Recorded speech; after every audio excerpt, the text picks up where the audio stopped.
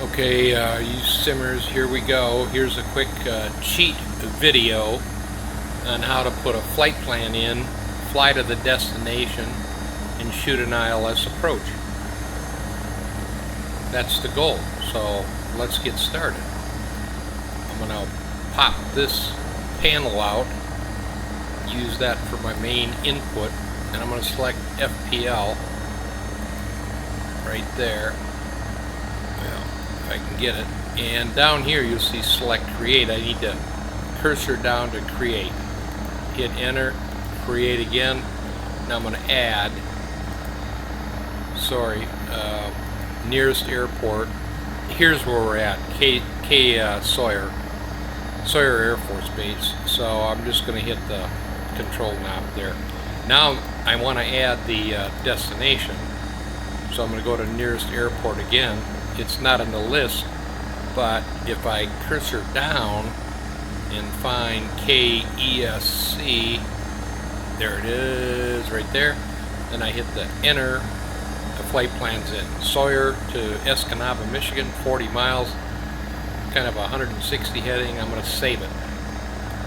Save. Now I'm going to cursor down to activate, and I'm going to find the flight plan in the list, which is down a ways, and I might have a couple in here. 2, 3, 1, 2, 3. It's got to be this one here, the third one. So I'll select that, and it's activated. Okay, good.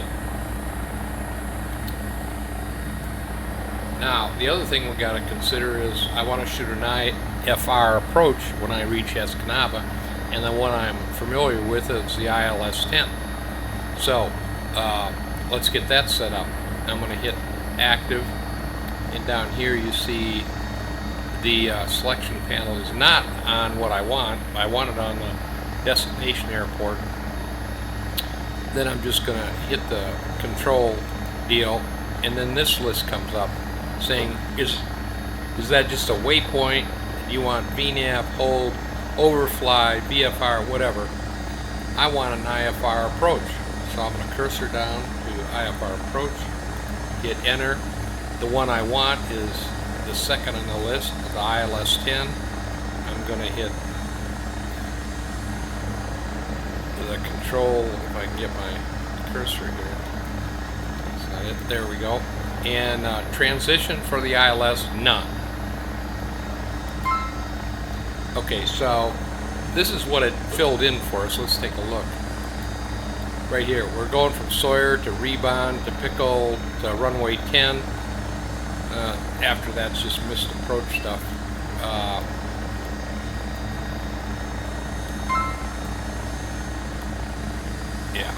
Yeah, that's good. Okay, so we're going to Pickle. Let's take off and head south, get to an altitude. Here we go. Get her light on the skids, or on the wheels, I'm sorry. I'm used to skids. Get her pointed downstream a little bit. Don't over torque. Hopefully. Yeah, she's flying pretty good. Okay, you need a lot of left pedal to start with, and then once you get some airspeed up, around 40 knots, you can basically take your feet off the pedals. What happens is the ATT system takes over and trims it up just fine. So right now I'm trying to pick out a attitude that's will keep me somewhere between the 90 and 100 knots and climbing slowly. So looks like we're pretty close. I'll hit force trim right now. Now you notice a little bump up there, but then it settles back down and it's actually working pretty good. So I'm going to select an altitude over here, 4,000. There it is right there. And then I'm going to hit Alt-A. So we should be climbing up. We're not on heading, we're not on anything except we're climbing to an altitude. And it's 100 knots, looks good. I don't have a problem with that. Let's go and get nav involved. So if you look down here,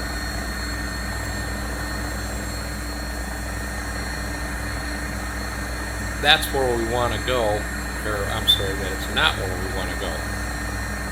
Where we want to go is Rebond, which is the initial fix.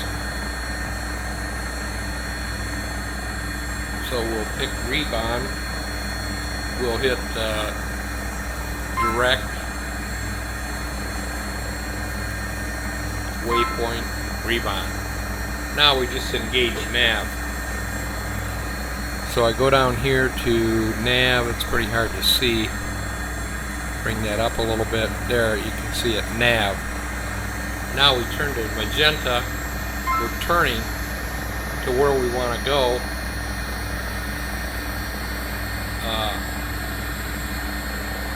Hopefully it'll settle down here. Yeah, we're good. Okay, I'm going to check the altimeter. Bring up this.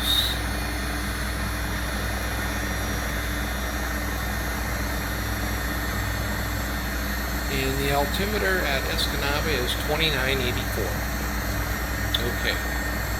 So to set 2984, I'm going to hit barrel, inches of mercury, 2984. I'm just going to cursor roll 2984 in. Oops, wrong way. 24. That's good. Now I can exit. So the altimeter is set. We're still climbing to 4,000. We got 113. That's good.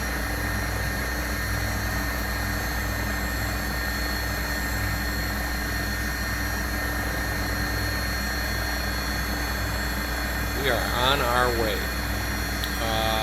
Okay, we're 30 miles out. I think before I slow this down, I'm going to pull up the actual approach plate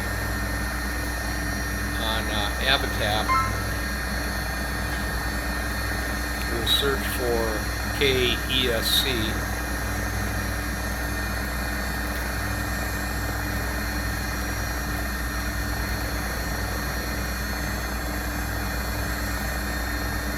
We know it's the ILS 10, approach 14, ILS 10, there it is. Okay, the frequency is 109.3. We're headed for Rebond, right here, and that's good. And then we're going to be descending down to 2,200 feet at Pickle, and the minimums are 200. Okay, we got it, 109.3. Let's check that. I'm going to bring this up. 109.3 is in there. And 109.3 is in there. We are ready to go. We're on our way to Rebond. So there's really not much to do. I'm going to go ahead and pause it here and bring you back in when we make the turn at Rebond.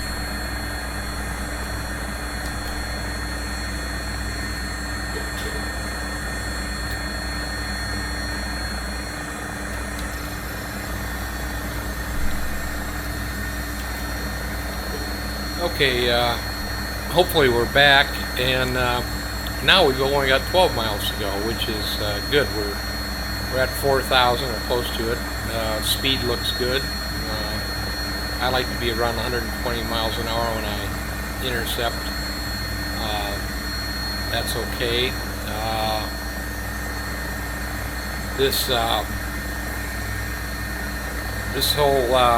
This whole operation, trying to figure out what's going on here, is is kind of iffy. The manual is pretty good. What's the difference is there's a lot of stuff in the manual that isn't implemented and probably won't be for a while until he figures out exactly how much he wants to incorporate, which is fine. But some of this stuff is pretty straightforward. Other stuff is not intuitive at all, and you're just clicking and pressing and punching and guessing to figure out what to do. So I'm hoping that this, if you see how to do it, that'll clear things up and say, oh yeah, now I understand, whatever. So that's kind of what I did. This is a hell of a computer, or a hell of a helicopter. He's done a great job with it. Everything seems to work pretty darn good. And if it doesn't, ask questions or post something on the forum. But I'm really happy with it. It's money well spent. Okay, so we're 8 miles away. I'm going to go down here to the autopilot panel. I'll get this out of the way so you can see what I'm doing. And I'm going to activate the glide slope. So it's armed. The approach is captured. That's good. Speaking of the approach, I'm going to go over here and click this till it says decision height. It's on. Well, I think you can see it up there. As I scroll this wheel, right up here, you'll see the decision height come in. There's 270. I'm going to go back down. It's 200. Hit the button right underneath it. Hey, that's good. We got decision height set. We are getting... well, we're not that close. But on this, you can see the TD, top of descent. At this point, we need to start descending on a 3-degree type glide slope to reach 2,200 feet at the final approach fix. That's what this is all about, which is 2,200 feet at Pickle or Pikey. So we'll keep that in mind. I'm going to bring this back up because I got to monitor my speed a little bit. I'd like to turn in at about 120 knots. We got 4 miles to go. I'll slow down a little bit. First of all, let's talk about these two bars here. One of these bars is what the sim says the collective is at. The other bar says this is what it's actually at. So when I move this, my collective, up, you'll see it go up to the, okay, now they're joined. Now I'm going to lower them, and I've got both of them. So the sim and the physical collective are in sync. Yeah. That's important because once we get on approach and not cancel approach, but click off the approach and just start flying manual, we don't want there to be a discrepancy between where the collective is. In other words, it can only be one place as far as we're concerned, because if it isn't, we're going to go up or we're going to go down, and if we're on a final approach when that happens, that's not going to be good. So that's what we're trying to eliminate. You guys that want to use the indicated airspeed on the autopilot, that's great. Just be aware of what's happening as you go down the glide slope, because the two are not going to be in sync. In other words, the sim's going to be doing one thing, and where you left the collective at previously to this is going to be another place. So you're going to have to be aware of that. Okay, we're getting the turn on. We're at 105. Turn on should be good. Everything should be copacetic. Glide slope is up there. Maybe I'll turn my searchlight on.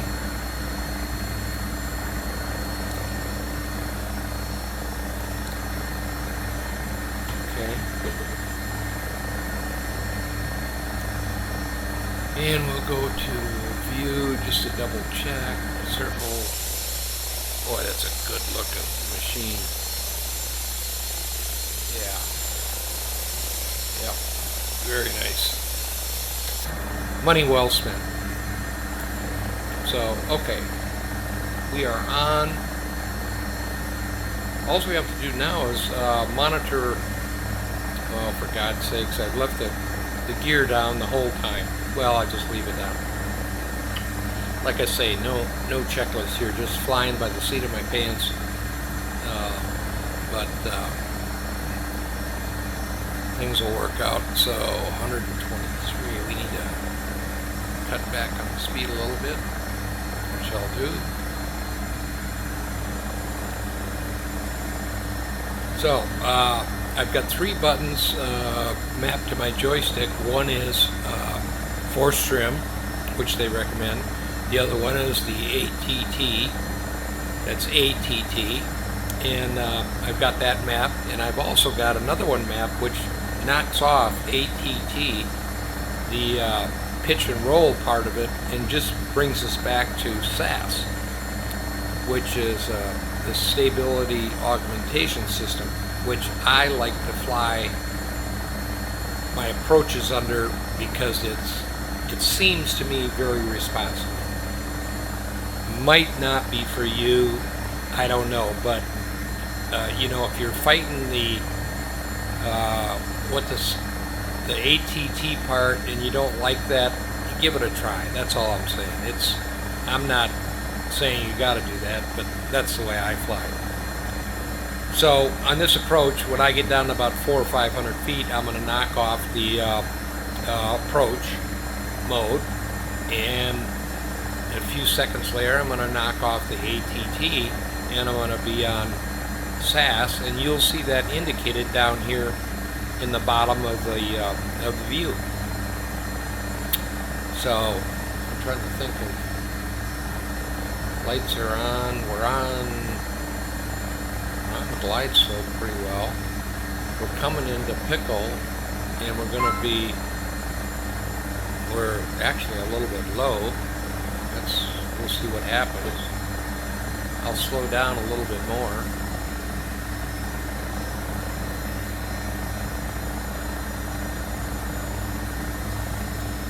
When you come over the threshold and you're somewhere around 80 knots, you don't have to do anything too extreme to slow down. In other words, you can pitch up in kind of mildly. The problem with coming in too hot is that you pitch up and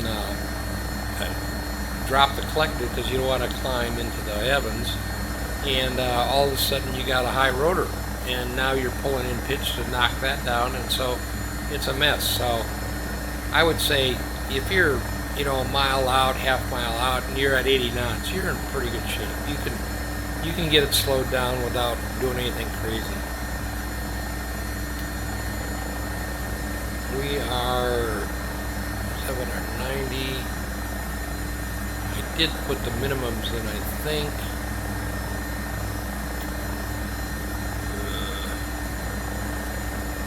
Well, we'll see what happens. Here another couple hundred feet, I'm going to knock off the approach mode.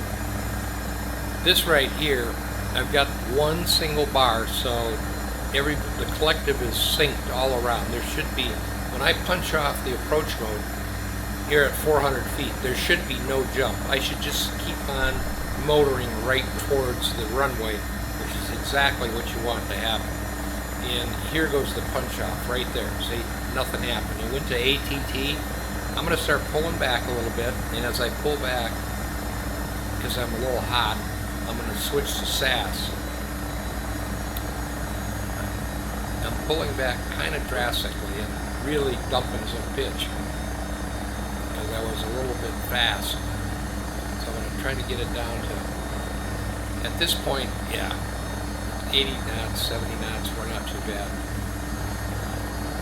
I'll just keep 200 feet. There's my minimums.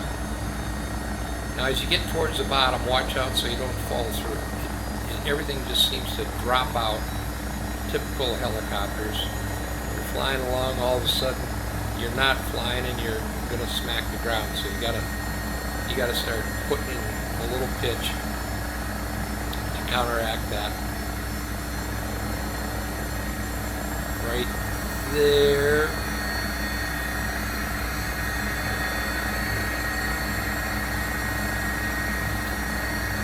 So we'll air taxi over here, clear the runway,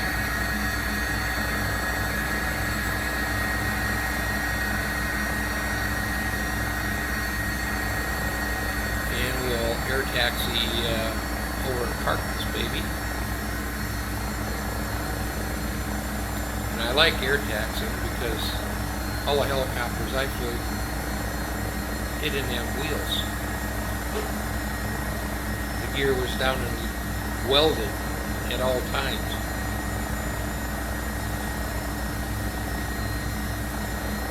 So we'll park her here in the grass.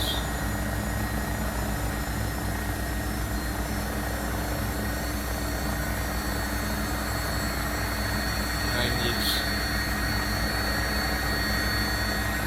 executive fixed wing.